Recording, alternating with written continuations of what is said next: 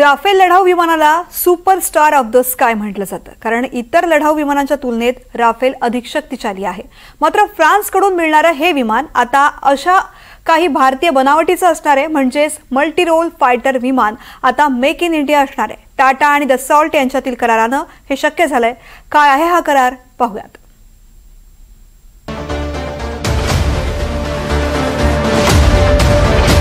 भारत आणि पाकिस्तान तणावाच्या काळात राफेल फायटर जेट पाकिस्तानचा कर्दनकाळ बनलं होतं. प्रगत तंत्रज्ञान आणि आधुनिक शस्त्र सामग्रीच्या जोरावर पाकिस्तानला ताळ्यावर आणण्यासाठी या लढाऊ विमानांनी महत्त्वाची भूमिका बजावली. याच राफेल विमानांमुळे भारताची हवाई ताकद वाढली आहे आणि भारतावर कुरघोड्या करणाऱ्या शत्रूंना धूळ चारण्याची क्षमता आहे.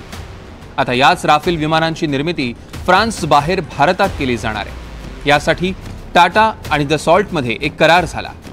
हा करार भारताची एरोस्पेस उत्पादन क्षमता मजबूत करणं आणि जागतिक पुरवठा साखळीला पाठिंबा देण्याच्या दृष्टीनं महत्त्वाचं पाऊल असणार आहे.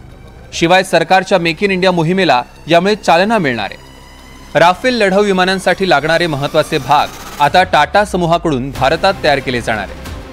टाटा ॲडव्हान्स सिस्टीम ही राफेल लढाऊ विमान फ्युझलेजचं उत्पादन करतील. याकरता दसॉल्ट एव्हिएशन बरोबर 4 प्रोडक्शन ट्रान्सफर करार केले असल्याची माहिती गुरुवारी कंपनीकडून दिली गेली.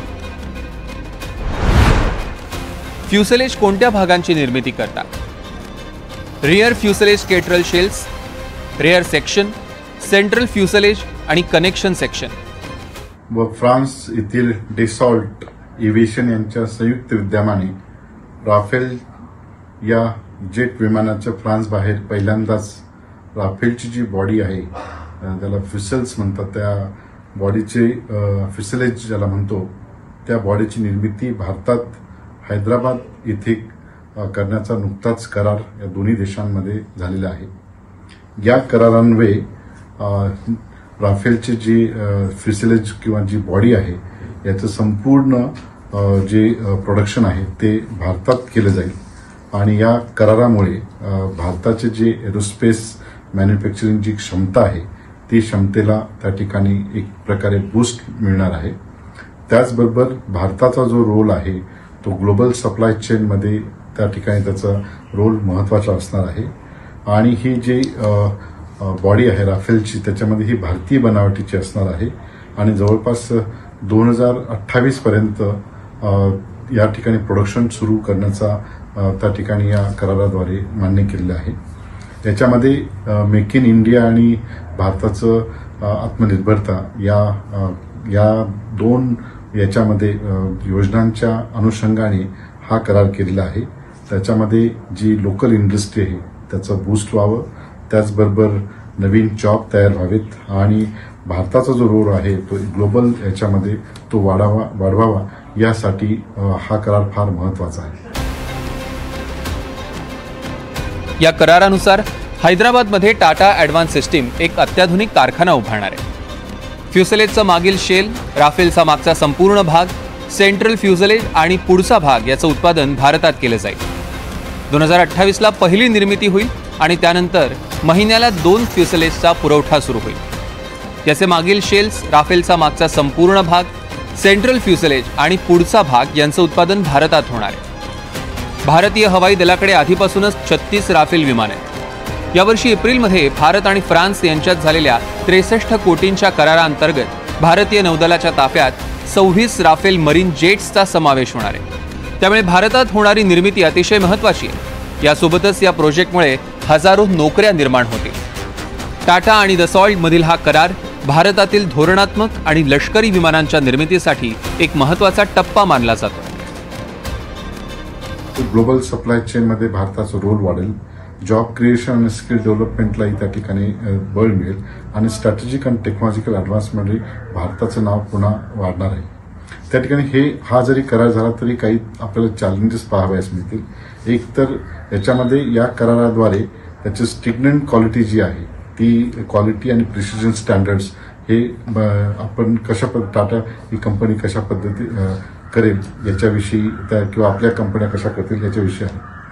टेक्नॉलॉजी ट्रान्सफर आणि स्किल डेव्हलपमेंट म्हणजे टेक्नॉलॉजी ट्रान्सफर आपण नुकतंच बघितलं आहे की त्याचा कोर्स जो कोड आहे तो कोड फ्रान्सने दिला नव्हता आणि म्हणून या ठिकाणी टेक्नॉलॉजी ट्रान्सफर कशा पद्धतीने होईल हा एक महत्त्वाचा आहे.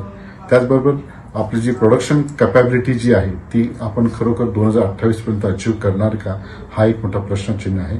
आणि तसंच त्याचबरोबर रेग्युलेटरी आणि सर्टिफिकेशन म्हणजे आपल्याला माहिती आहे एरोस्पेस किंवा डिफेन्स सेक्टरमध्ये प्रायव्हेट पार्टनर्सचं इन्व्हॉल्वमेंट होत असताना त्याची जी ब्युरोक्रॅटिक हर्डल आणि इतर जे प्रश्न आहेत त्या प्रश्नाचं किंवा ॲडमिनिस्ट्रेटिव्ह अप्रूव्हल आहेत ते कशा पद्धतीने होईल आणि integration with global supply chain management जी आहे म्हणजे जी आपण भारतीय बनावटीची राफेलची जी बॉडी तयार करणं त्या ग्लोबल सप्लाय चेनला त्याला कशा पद्धतीने रिस्पॉन्स मिळेल हा एक आहे.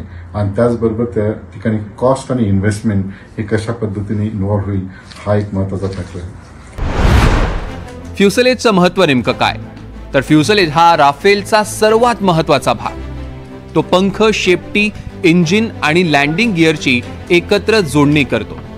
विमानाला हवेत टिकून राहण्याची ताकद देतो.